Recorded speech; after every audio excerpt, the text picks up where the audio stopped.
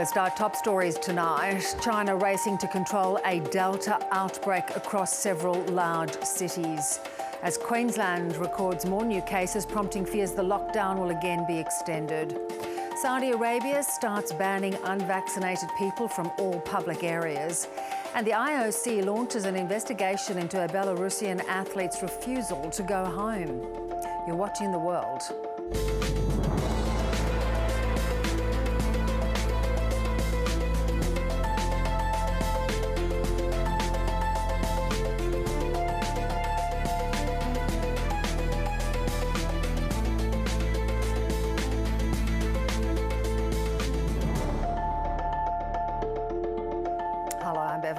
Also tonight, how the Tokyo Games are shining a light on the struggles facing Japan's LGBTQ community. Well, health authorities in China are scrambling to keep a new and concerning outbreak of coronavirus under control. There have been 90 new infections across several provinces in just the last 24 hours. And there have been more than 400 cases since the latest outbreak began in the city of Nanjing, where authorities have attributed the spread to the Delta variant, stemming from an infected passenger who flew in from Russia. China's response, of course, has been swift. Millions are being tested every day. Nanjing's 9.2 million residents have been tested 3 times, as hundreds of thousands are locked down. There's been similar scenes across the other affected cities where public transport, taxis and ride-hailing services have either been limited or suspended altogether. The new outbreak has also reached Wuhan, where COVID-19 was first detected, and the capital Beijing, with the city confirming several cases, including one yesterday.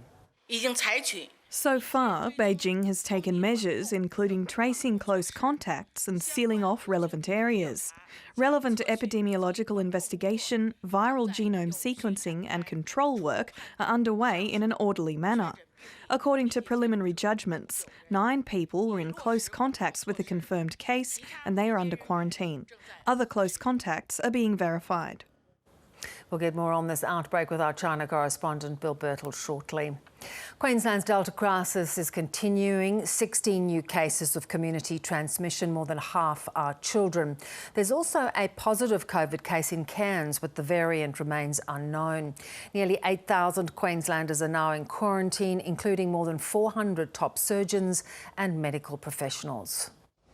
Stuck at home instead of in surgery, 2 specialists who are now in isolation with their family.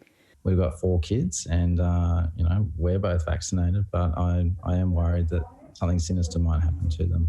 Juanita Papalato is an ophthalmologist and Matthew Peters a plastic surgeon, forced into quarantine because their 2 eldest attend Brisbane Boys and Girls Grammar, where COVID has spread. For us, it is a huge conundrum because we want to be able to take care of our patients who rely on us. But at the same time, I think as medical professionals, we're very well placed to understand the gravity of the situation. Emergency Dr Kim Hansen is also in quarantine. And so it's really frustrating to be at home, and we know that it creates a burden both for our patients as well as a burden on our colleagues who are picking up the load. Forcing 2 weeks of surgery to be cancelled across the region. So 3,000 per week, 6,000 cases.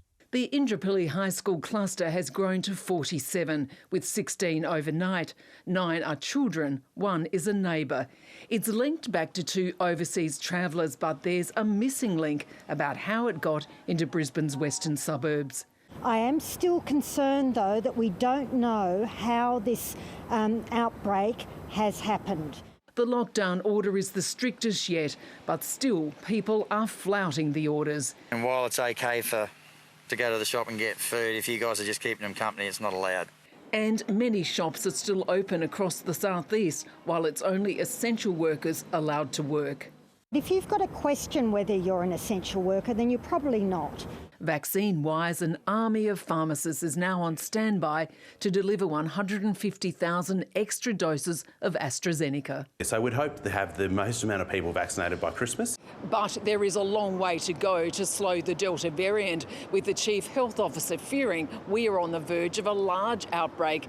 The southeast remains in lockdown until 4 p.m. on Sunday, but that could easily be extended if numbers keep rising.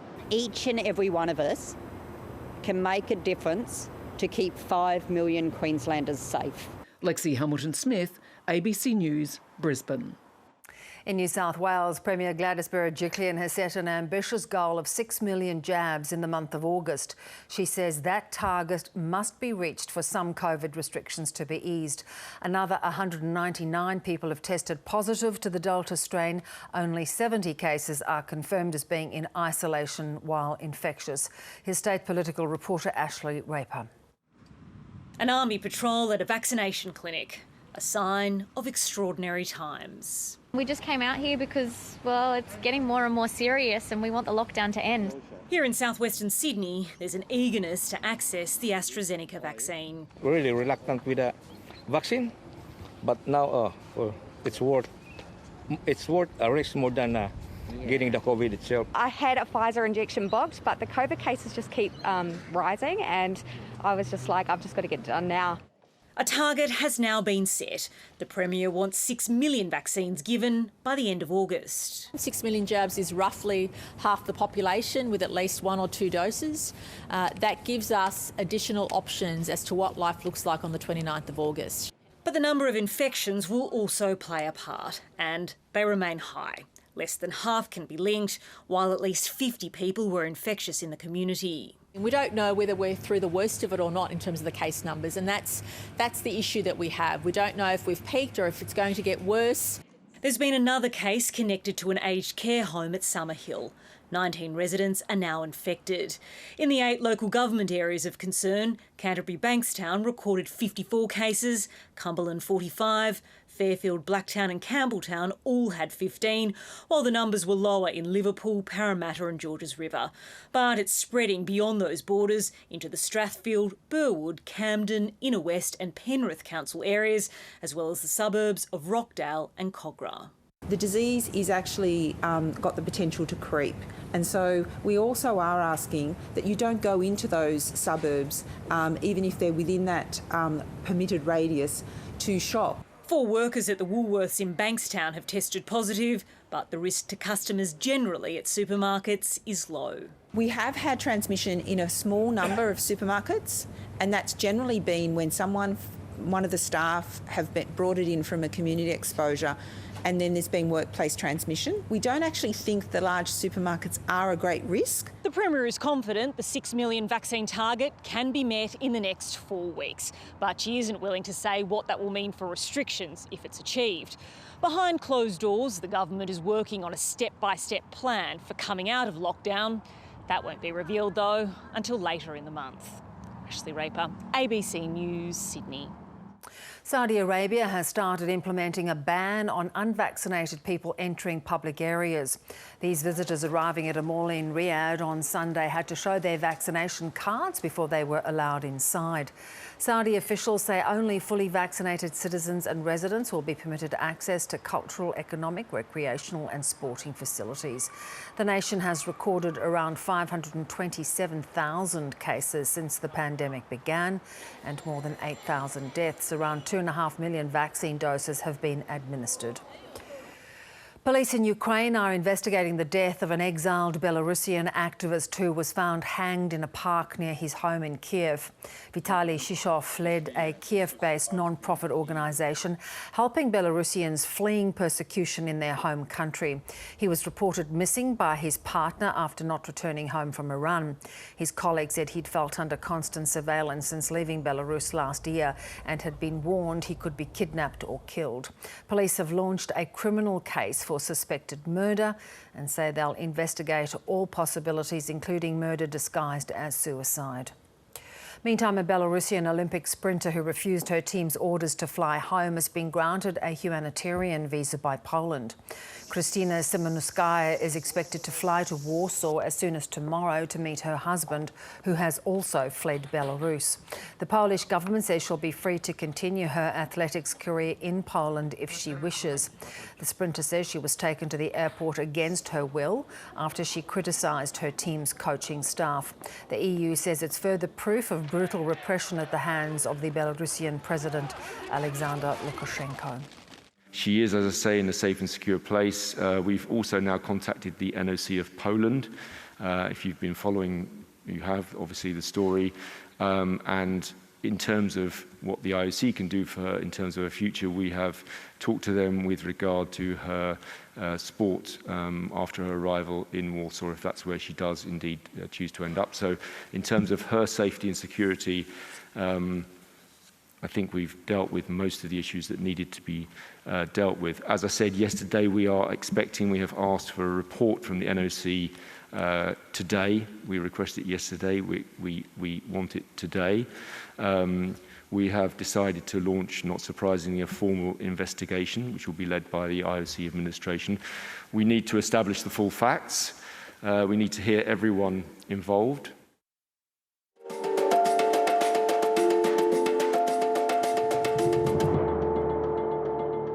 Let's return to our top story, and China is struggling to contain a widening COVID outbreak which has spread to at least 15 provinces. Authorities in Wuhan, where coronavirus first surfaced in 2019, say its entire population of 11 million people will be tested for COVID-19. The announcement comes a day after the city reported 7 cases among migrant workers. Our China correspondent Bill Birtles told us about the extensive testing underway. We had the authorities in Wuhan today announcing that compulsory citywide testing will be implemented for that city. There's around 10 million people there. Now, there's a big sort of sense of deja vu because this entire pandemic started in Wuhan. It started all the way back in late 2019. Residents of that city have been through many rounds of compulsory mass testing, and they thought they had cleared all cases of the virus by the middle of last year. But here we go again. They've got 3 cases. The compulsory testing is underway. We've seen in the city of Nanjing, 9 million people. They were tested over the space of about a week.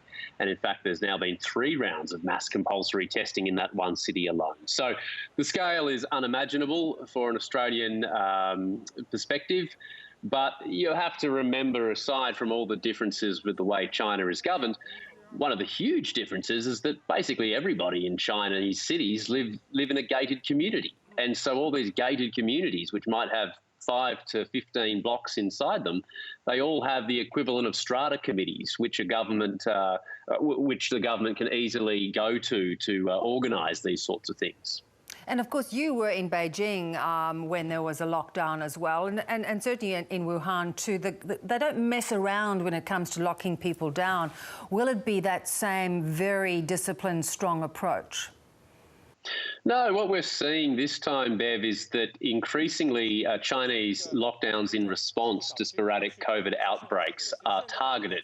So in Nanjing, for example, there are several communities that are locked down. The same in Beijing, up in the northern part of Beijing, Chongqing and also Haidian. There are communities that basically the shutters have gone up, the security guards have turned up and people are shut in. But it's not like the old days. By that I mean last year, when entire cities were being locked down.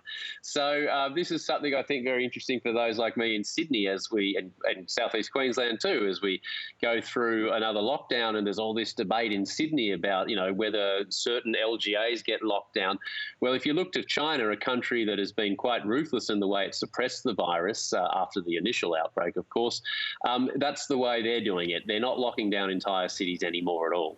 Which is interesting. So what does that tell you about how concerned they are by the Delta variant, which we know spreads far more quickly and can be far more dangerous? Yeah, there's a pretty high level of concern. You had 84 cases today, including about 20 asymptomatic positive tests. You had slightly more, I think it was yesterday. These numbers, of course, compared to China's population are not big at all. But the significance is, if you think Australia has a zero-tolerance approach to COVID, China has the most epic zero-tolerance approach of any country out there. And, you've had cities, Urumqi, for example, in the far west, I remember basically ground to a halt when there were 1 or 2 cases detected. You get these snap lockdowns in Australia, sure, but you don't get the mass compulsory testing drives. You don't have the digital health codes where it's not a case of checking in. It's a case of you have to show the security guard your individual code. Are you safe to go in? And if it says red, then the answer is no. You're not getting on that train or you're not coming into this shop. So definitely China's measures are the most technology driven. They are the most stringent and strict. And despite that, you do still have this spread now over 6 different provinces, primarily in eastern Jiangsu province. However, saying that, Bev, there was a senior official last week from the National Health Commission who did say they are confident that using the same measures that they've been using all along will stamp out this Delta strain within a few weeks. Indeed. Now, what about the vaccinations? They've reported about 1.6 billion doses of vaccines being administered, but there are concerns about the efficacy of the Chinese vaccine. So will they look to vaccines as a supplement to lockdowns? Yeah, I mean, I saw one infectious diseases expert in Shanghai, Zhang Wenhong, today, saying that about 85% of Shanghai's population is vaccinated now. We're talking about 20 million people there. So they're certainly rolling those vaccines out at an incredible pace and manufacturing them too. Yeah, the concerns about efficacy with Sinovac and Sinopharm, I suppose the first point is the WHO approved those vaccines saying that they had kind of a similar efficacy rate to AstraZeneca. So it's not abysmal or anything. What's been causing concerns are there have been cases in places like Indonesia where you have health workers who have been fully vaccinated dying. But I did note, I saw a Sydney Morning Herald piece by their Europe correspondent a while back, noting that even AstraZeneca has had about 190 people in the UK over the past 6 months who have died despite being fully vaccinated. Now, that's out of millions and millions. So I suppose I'm a little bit cautious with these anecdotal cases of deaths to simply say that's it, the Chinese vaccines don't work. But there has been acknowledgement, Bev, by senior officials in China that mRNA technology is the way that they should be going, and I wouldn't be surprised if we see efforts to manufacture mRNA vaccines similar to Pfizer. In the meantime, the big question is, does the Chinese leadership have full faith that the current vaccines they're working will be effective? And we'll know that once they get up to a vaccination level where they're willing to reopen the borders properly. That's the question. Will they be willing to reopen the borders? At this point, it's too early to say. Yeah, we'll keep an eye on it. Thanks. Good to talk, Bill. Always a pleasure, Bev. The International Olympic Committee says it's asked China to explain why 2 gold medal winners wore pins of Communist leader Mao Zedong at their medal ceremony. The cyclists who won the women's sprint in track cycling on Monday wore the badges in a potential breach of Olympic rules of displaying politic paraphernalia. While the IOC has allowed gestures such as taking the knee, they are banned from the podium. The incident came a day after American shot put silver medalist Raven Saunders crossed her wrists over her head on the podium, symbolising support for oppressed peoples. The IOC is also investigating this. However, the US Olympic body says it did not breach its rules. And we'll have more on Chinese nationalism at the Olympics with Sydney Morning Herald's Peter Harcher a little later in the program. Well, hundreds of Australians stranded in Bali are still looking for ways to get home. One repatriation flight is planned for later this month, but many missed out on a seat.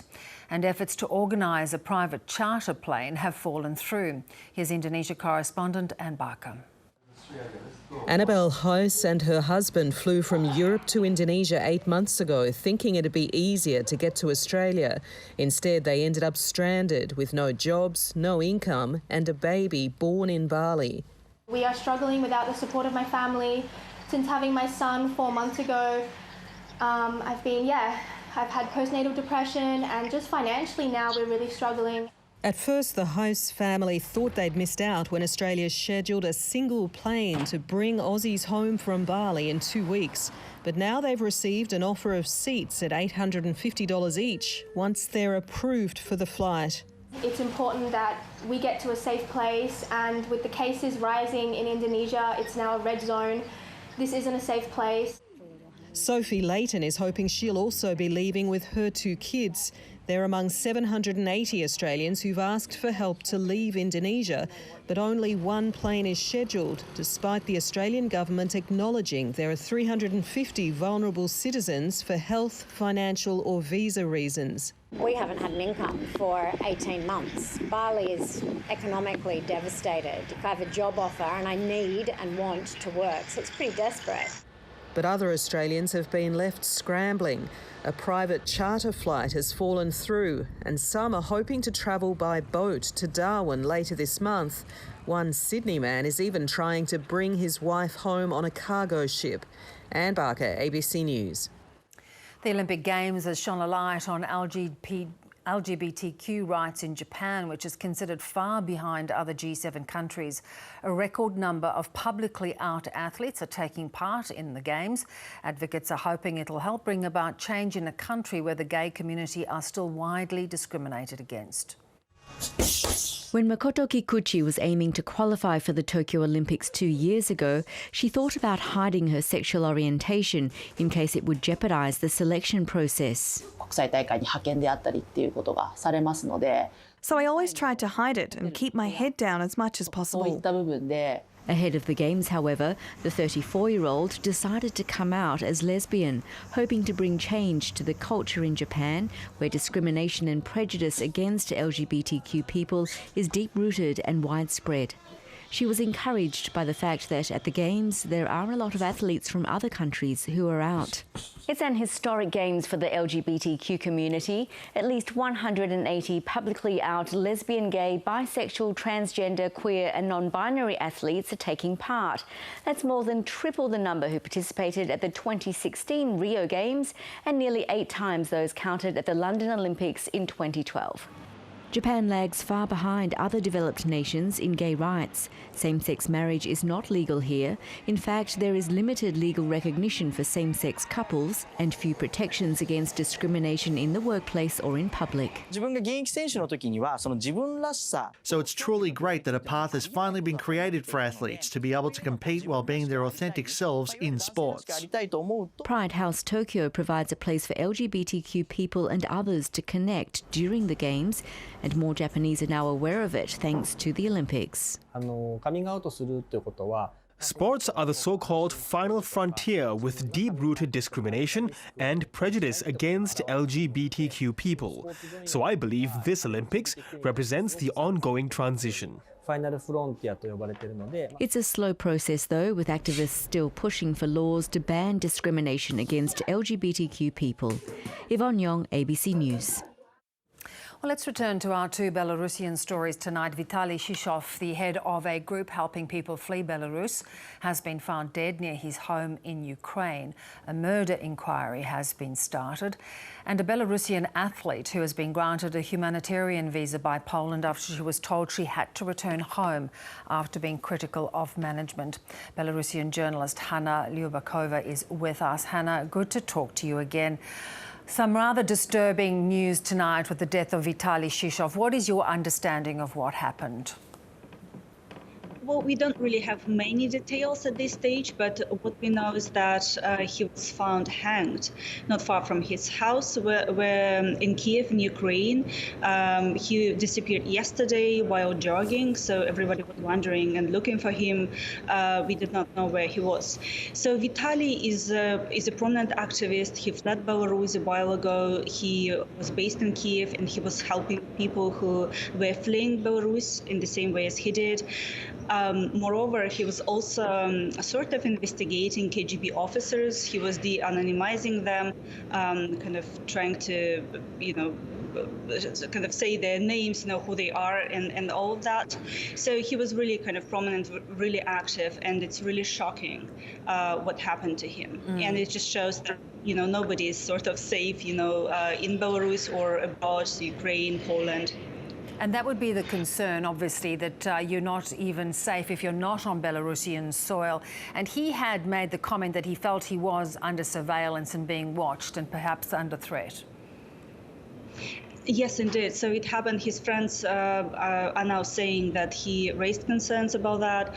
I think many of those activists who fled Belarus also were talking about surveillance, were talking about observation.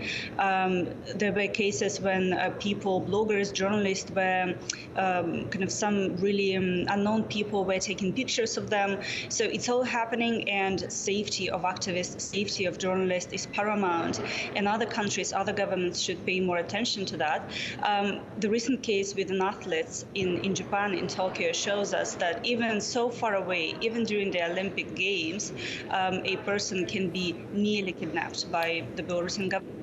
And let's talk about that case, Kristina Simonskaya. Now, she's been granted a visa by Poland, and she's hopefully going to be on her way there tomorrow. That was an interesting case, but to your point, will she even be safe in Poland once she gets there? She recently, just I think an hour ago, she said that she doesn't feel safe, really, despite being given a visa, despite kind of her plans to apply for asylum in Poland.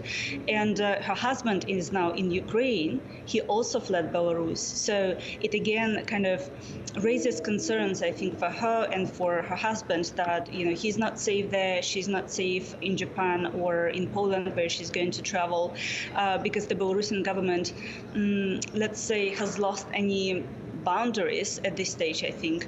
The only way for Lukashenko now to stay in power is to escalate repressions. In May, as we remember, a civilian plane was forced down just to detain an opposition blogger who was on board. So Lukashenko doesn't feel that he feels impunity, and he wants to arrest, detain activists, bloggers, even outside the country, as it happened, you know, with an athlete, as it happened with a blogger on board, or as it happened with an activist in Ukraine. Yeah. Give us a sense of, while the Olympics have been going on, and we talked about this athlete, being almost almost kidnapped by being taken back to the airport.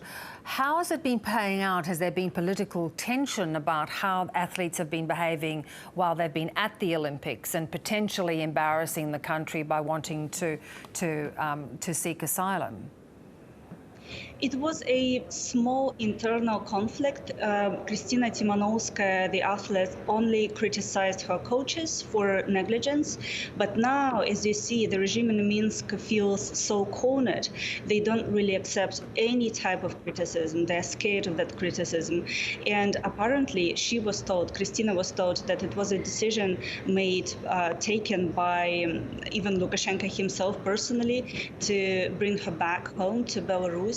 So it immediately became a political issue, even though there were no grounds for that. Why? I think it's because Lukashenko uses sport as a sort of type of propaganda. He uses it as a tool to legitimize, to justify himself. He's trying to present him as himself as an athlete. So that's something that he is really kind of embarrassed by. He doesn't want athletes to criticize the regime, to criticize Lukashenko. And athletes have been really vocal in the past months about the violence, about all this torture that happened in Belarus. So it's really inconvenient for Lukashenko that athletes are criticizing him. Yeah, I saw the exiled opposition leader meeting with Boris Johnson today, the UK Prime Minister. How much support is she going to be able to garner?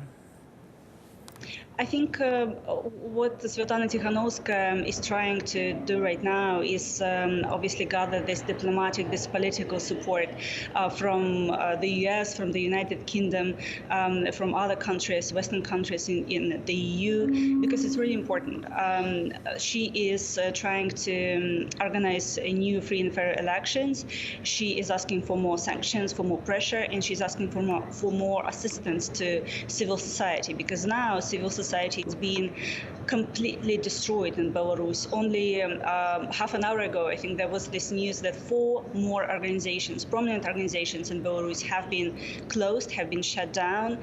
Journalists are being jailed. So basically, the whole kind of ecosystem of civil society does not exist in Belarus anymore. And that's kind of why she's asking for more assistance, more support. And it's up to Western countries to kind of put more coordinated sanctions, more pressure, but also support people on the ground, people inside the country. Hannah, we appreciate you talking to us, and do stay safe. Thank you. Thank you. Iran's Supreme Leader has officially endorsed his hardline protege to be the next president 2 days ahead of the inauguration. In a speech, Ayatollah Ali Khamenei advised Ibrahim Raisi to empower the poor and improve the national currency and praised his anti-corruption campaign. Harsh US sanctions have devastated Iran's economy while the country's coronavirus situation is spiralling out of control. Mr. Raisi has stressed he'll pursue the lifting of oppressive sanctions in order to boost Iran's economy. Doctors in Nigeria have started an indefinite strike over pay grievances. Resident doctors at the country's public hospitals are protesting the delayed processing of their pay. Some are owed salaries of up to 10 months. They're also calling for an allowance for treating COVID patients. Nigeria is dealing with a third wave of infections. The rolling 7-day average is up from 200 at the end of July to 400.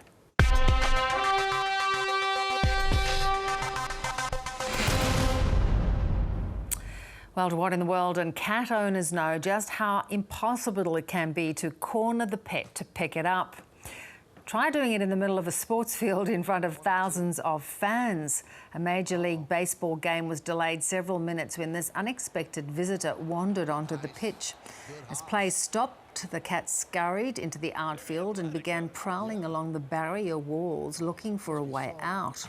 Members of the grounds crew headed out to try and capture it, but it wouldn't go quietly. I think that cat is going to be exhausted. Ouch! Just open the door. What are they doing? Oh, my goodness. That ain't no way to catch a cat. The crowd was clearly loving it, even breaking out into chants of MVP and "Let's go, cat." It finally darted through a gate leading into the crowd, allowing play to resume. It turned out to be the best thing that Yankee fans could see that night. They ended up losing to the Orioles 7-1.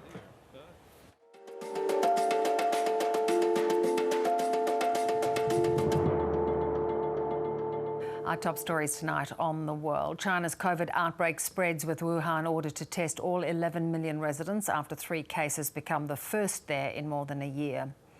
Queensland's Delta crisis continues with 16 new infections. More than half of them are children. And police in Ukraine launch a murder case after a Belarusian activist is found dead in a park near his Kiev home. An investigator